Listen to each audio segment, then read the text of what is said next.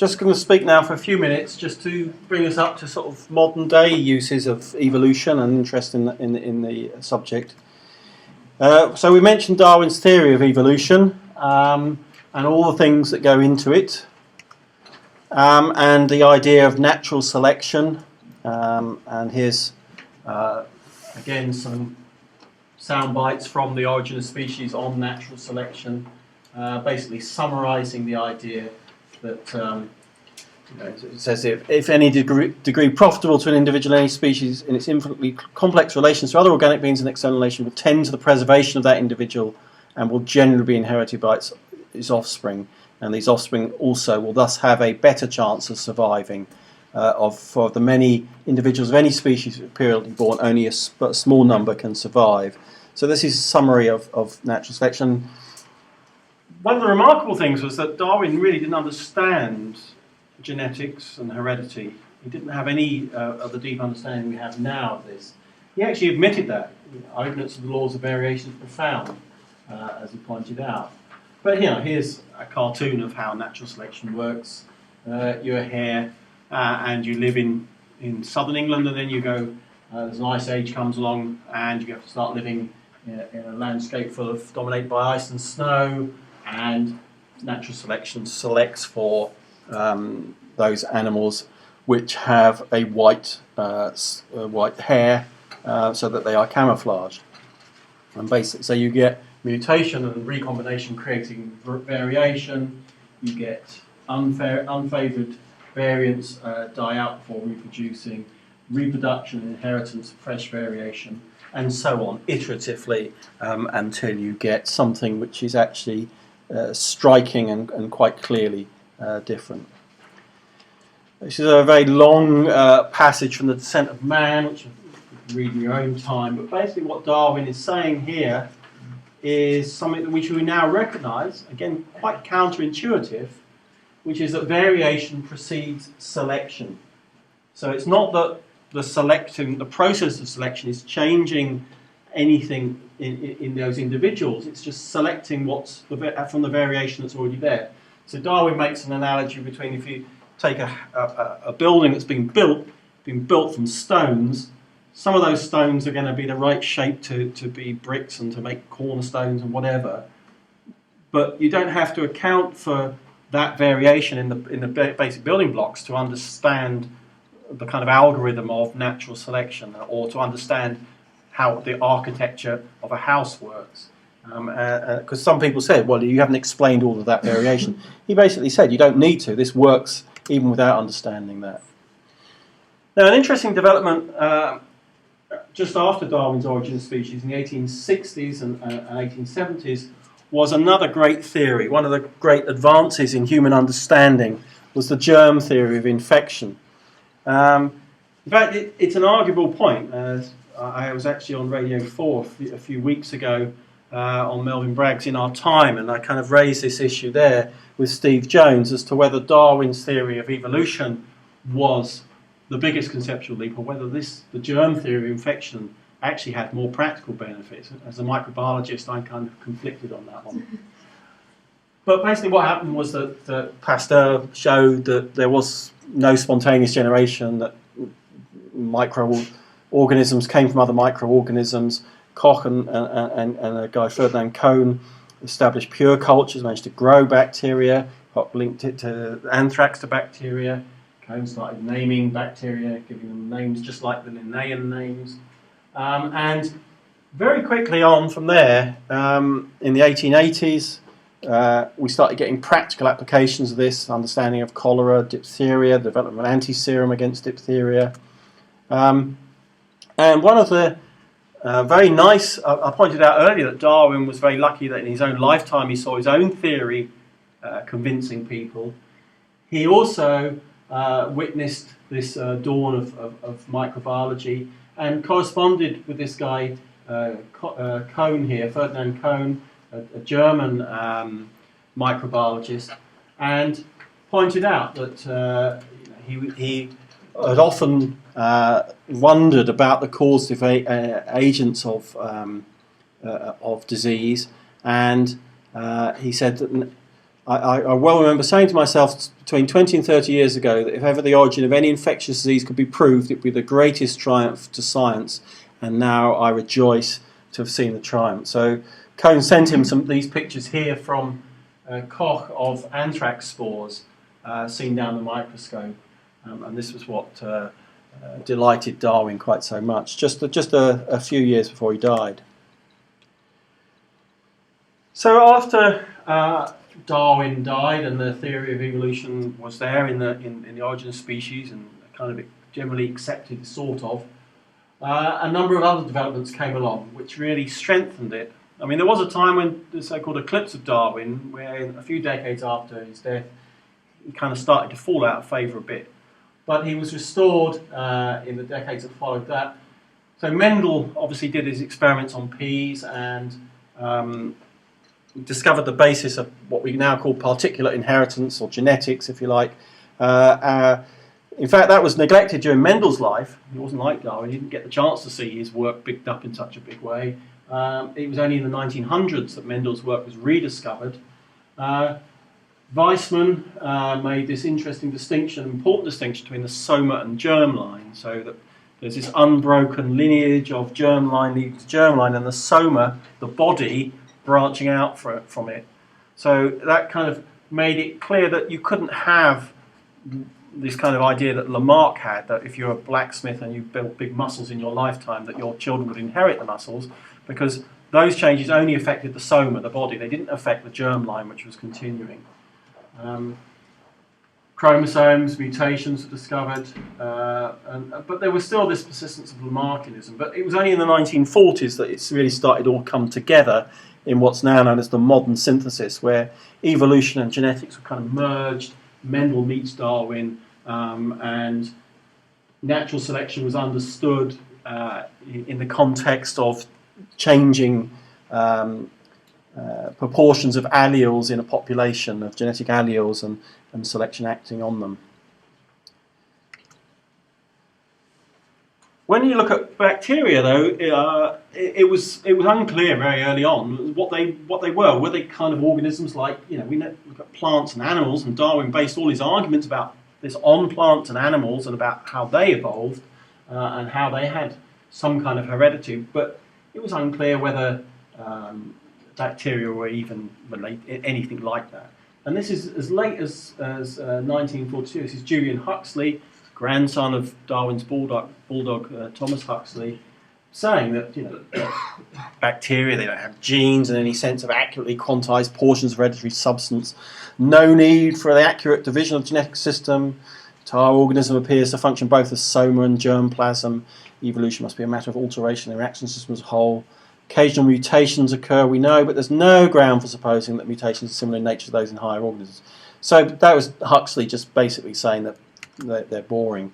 And there was an interesting lively debate around that time about if you get a population of microorganisms and it starts to change in its properties, it start to see an enzyme being produced, some metabolic capability arising that wasn't there before, what is that due to? And there was this question, was it adaptation, that actually the population was evolving through natural selection, or was it some kind of chemical adaptation? And this guy Yudkin here back in the 1930s said that he thinks that actually it's much more to do with chemical adaptation. And in fact, we now recognise that there are these two different processes, that you can get changes in gene expression in a population, but you can also get selection for different genes in that population. A very important experiment in 1943, the Luria-Delbruck experiment, actually re-established what Darwin had already said, but established it with bacteria and with the viruses, bacteriophage that actually feed on bacteria. And what they showed was that mutations arise in the absence of selection. So that variation that's out there arises before you do anything. It's not that you go in there and say, I want you to grow on this particular sugar, and you make them, you change the genetic code by doing that. The changes are already there in that population. Those mutations are already there, and those have arisen in the absence of selection. And so they in this experiment, they showed that this was the case, and they also showed that natural selection, very elegantly showed that natural selection applies to bacteria. So what they found was that if you take these populations and you breed out, you get out some organisms that are resistant to phage, and then you breed out from those. If it was an induced mutation, then they would just give rise to the whole variety in that population again, and so on and so forth. But what in fact you see is you kind of get this jackpot where you get, in one experiment you might not ever get any mutants, in another experiment you'll get some mutants, and then they'll breed true, and you can see these kind of lineages coming out of it. Similar kind of arguments were then applied to antibiotic resistance. So antibiotics, antimicrobial agents came in the early 20th century. Sulfonamides, one of the first groups there to be used. But within a few years of them being used, people started to detect resistance. Penicillin, even in 1941, people found resistance to it. And streptomyces in 1946. Again, was this some kind of induction or was it selection? And this guy here, Debates, showed that this formed similar experiments to what had been done with the phage, and showed that actually, yes, there was indeed selection of resistance in those populations. So that antibiotic resistance is selected for out of the variations that are already there, the pre-existing mutations. This guy Dobzhansky, who we mentioned earlier, with that famous phrase, nothing in biology makes sense except in light of evolution. By the 1950s, bacteria and those experiments allow bacteria to be integrated into this modern synthesis, and he includes a section on mutation and selection of microorganisms in his book, Genetics and the Origin of Species. As he points out here, he says, occurrence of changes in bacterial strains have been known for about half a century, but their interpretation had a Lamarckian flavour, as implied by the words dissociation, adaptation, training, etc. It took the brilliant analysis of Luria-Delbruck and Debates and Fano to open this field for genetic study. And Debates and Luria showed that penicillin-resistant strains of Staphylococcus aureus arise by mutations which survive in the presence of enough penicillin in the medium to kill most individuals of the parental strain. So that's more or less where we're at now. We recognise that mutation happens in bacteria and that you select out mutants when you apply antimicrobial agents. You can do this in the lab.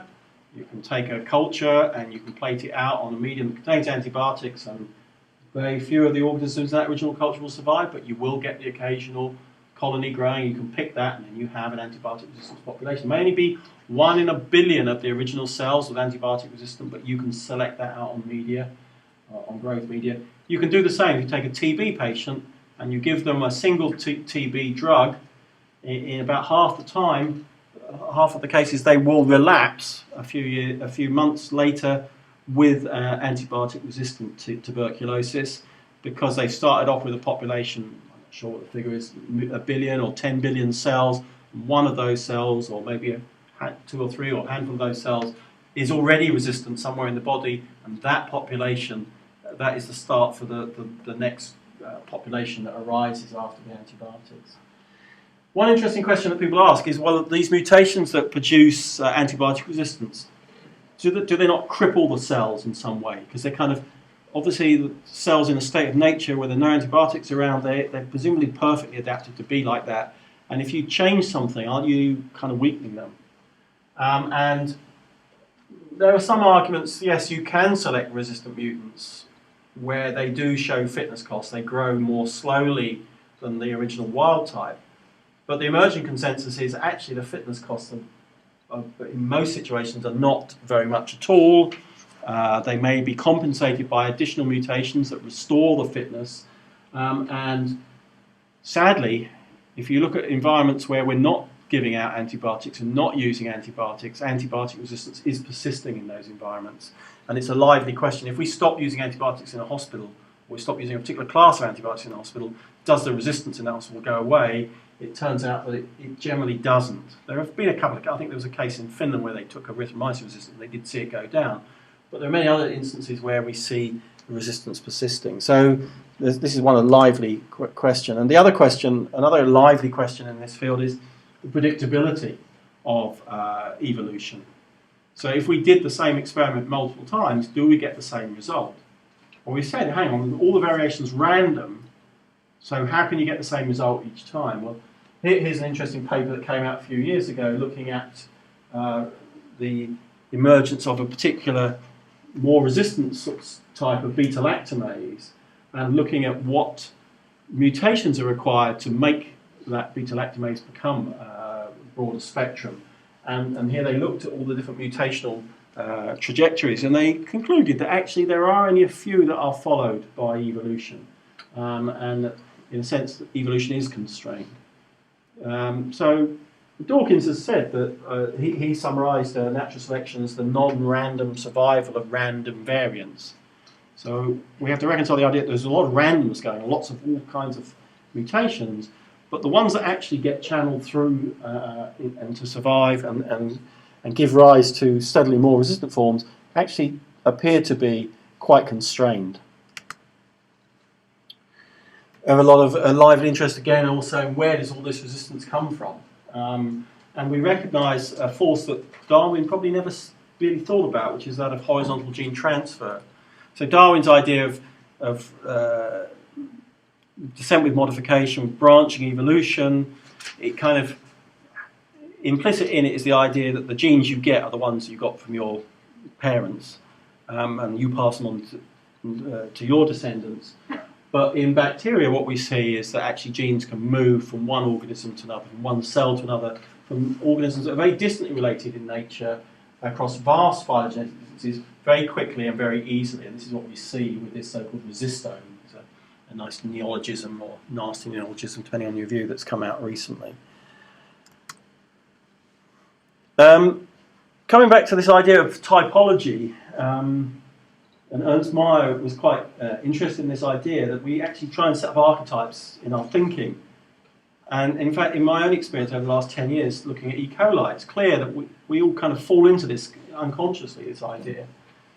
So when the first E. coli, so the genomes were sequenced, what we saw, we were very surprised to see this, I think, even though we shouldn't have been, was that there's this K12 strain, which is a non-pathogenic strain that everyone uses in the lab as their kind of workhorse for doing experiments to try and understand E. coli.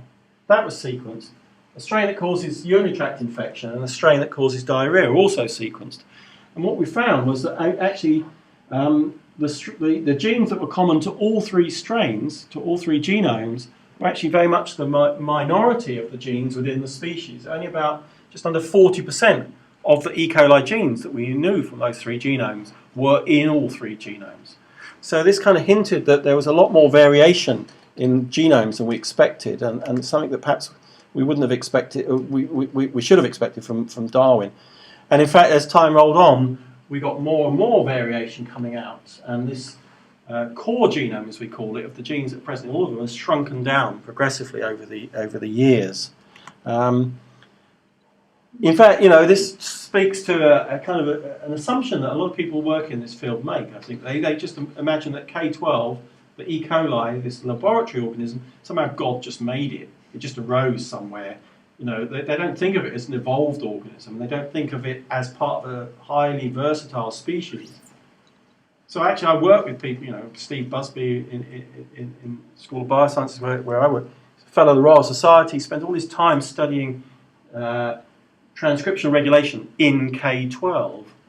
And it's only when we started kind of nagging him a bit that he starts to think about other varieties of E. coli and are the things he's seeing in K12 actually generalizable across those other varieties, and start thinking in a more evolutionary way. And in fact, if we look at the history of this strain K12, which is the most commonly used E. coli, it's actually had a very kind of checkered history. It was isolated from a diphtheria patient.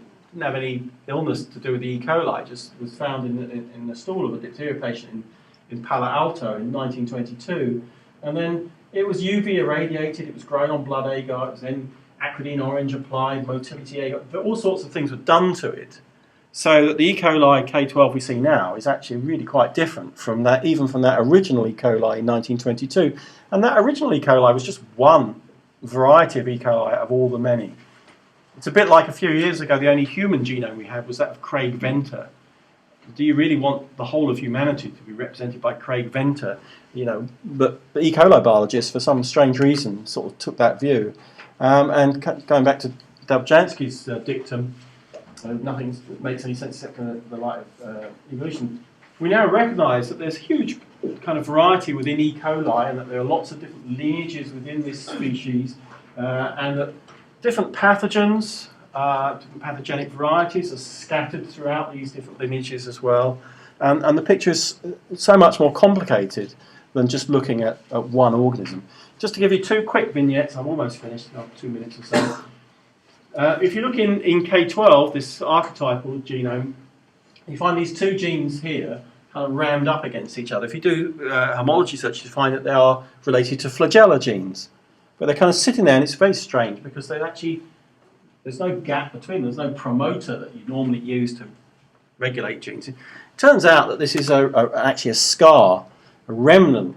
And so that probably 9 out of 10 E. colis that you look at just have this little scar, but 1 out of 10 actually has a whole gene cluster which has clearly been lost in many lineages but retained in just a few. And that big cluster actually encodes a whole second flagella system capable of conferring motility, a different kind of motility on E. coli than we ever expected. So what we're seeing here is we kind of imagine that this genome is a perfectly created contrivance of nature, but in fact it's got bits of nonsense in there, bits of baggage of history that don't make any sense except in the light of evolution. And just to show that's not a one-off, another gene cluster called ETT2 encodes a type 3 secretion system. In K12 we actually have remnants of this here. And if we look across a range of different E. coli genomes, we can see that there was once this very large, what we now would call a pathogenicity island, that got inserted into an ancestral E. coli genome. So there are some strains that don't have any of it. There are some that have this large insertion apparently intact, and then you find deletions, and this thing is slowly being degraded in different lineages. And if you go down to Shigella flexneri, you find just a few 100 base pairs left of that DNA. So again, this is we should have expected this, I guess, to see that there was bits of rubbish left around in genomes, kind of junk DNA. But people have this conception that E. coli was kind of like a sports car of cells that just was very compact and whatever, and didn't have this kind of junk, but it clearly does. Another lively question is, where does virulence come from, and how do we make any evolutionary sense of that? And one of the viewpoints that I kind of put forward is that we're kind of thinking in a pre-Copernican, pre-Darwinian view, because we think of virulence as like E. coli causes damages to us. So, to explain why E. coli causes diarrhea in you or why it causes urinary tract in someone else, we just look at that in relationship to E. coli and the human. In fact, it's clear that the roots of virulence come from interactions, I don't know why it keeps doing that, from interactions that come from all sorts of places in the natural world, interactions with nematodes and with yeast and predatory bacteria and bacteriophage and other bacteria. And understanding all those interactions is going to give us a better understanding of virulence than just looking at the interactions with humans. So what we've come to conclude is that this E. coli K12, which is the commonly used lab strain, we shouldn't think of it as an ancestor or as an archetype. It's just another E. coli. There's a lot more to E. coli than K12. We need to get this, what I've called an eco-evo viewpoint, where we look at trying to understand things in the round, how they've evolved and the ecology. Fortunately, we're moving towards a future where we're going to get more and more genomes, so we really will be able to unpick all this evolution. This is just a recent paper that came out a couple of years ago, looking at E. coli 157, which you may have heard about, which is a very nasty form of E. coli. It causes bloody diarrhea and a condition called hemolytic uremic syndrome in humans, but we're a dead-end host because it doesn't move from one human to another. So how do we explain the fact that it's tooled up to cause all this disease when it doesn't even transmit from one human to another? It actually lives in cows, and inside cows it turns out that there are these grazing protozoa that live off E. coli, that live in the bowel of the cow, and probably all of those virulence factors that make us ill are actually there to see off those predatory protozoa. And so we're kind of caught in the crossfire. So I know that some of you have come from a kind of physical sciences or engineering background. In systems biology generally, people look at E. coli and other cells, you know, C. elegans as a model organism, or the human cells. They look at it kind of from an engineer's point of view. So if we're looking at E. coli, you want to create a fully specified working model of E. coli K12, and you need to understand structure, regulation, metabolism. You have to have that kind of E cell, the electronic cell that is E. coli captured in silico. That's what your goal is. Actually, I think that's a lesser goal than what you should be aiming for. And the kind of evolutionary view, or the Darwinian view, is actually you have a bigger challenge. In biology, you have a bigger challenge because you have to show a fully specified model of all the E. coli strains out there, all that dirty variety that people don't like. You know, engineers like every screw to be the same size. Biology doesn't work like that. Every cell is probably different in some way or another. You've got to show not only all that variety, but you've got to show how it all evolved through gradualistic evolution from the last universal common ancestor. And only when that is finished can we actually close down systems biology and say, right, we've finished on that particular project. And just again, to remind engineers that the way evolution works is that every intermediate has to work and has to survive. And this is a bit like kind of upgrading, fixing a car while the engine's still running. In fact, while the car is still going along at 30 miles an hour, the engineer has to come in and do an oil change or put a new carburetor in. That's the way evolution works, and it's a far harder problem than what you see in engineering. So again, like Darwin, I'm having a little bit of a side swipe to engineering and the physical sciences. I'll leave with one last quote from Darwin, which is another one of these eloquent quotes from The Origin of Species, where he's saying, when we look at an organic being as a savage, no longer look at an organic being as a savage, looks at the ship as something wholly beyond his comprehension. When we regard every production of nature as one which has had a long history, when we contemplate every complex structure and instinct as a summing up of many contrivances, each useful to the predecessor, in the same way as any great mechanical invention is the summing up of the labour, the experience, the reason, and even the blunders of numerous workmen, when we thus view each organic being, how far more interesting, I speak from experience, does the study of natural history become. That's me finished. I think it's time for lunch now. I'm happy to take any questions if there are any. I've overrun again.